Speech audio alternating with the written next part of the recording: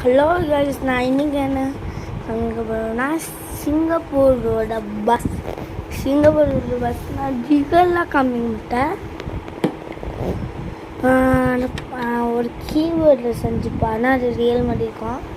இதுதாங்க சிங்கப்பூரோட பஸ். இங்கே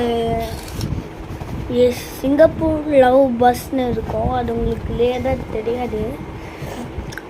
இங்கே சும்மா எழுதிக்கோங்க. இங்கே எழுதிக்கோம்.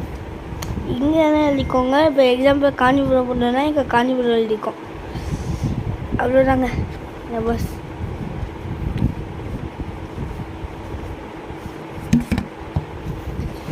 லைக் பண்ணுங்கள், ஷேர் பண்ணுங்கள், மறக்காமல் சப்ஸ்கிரைப் பண்ணி வச்சுருங்க. பாய்.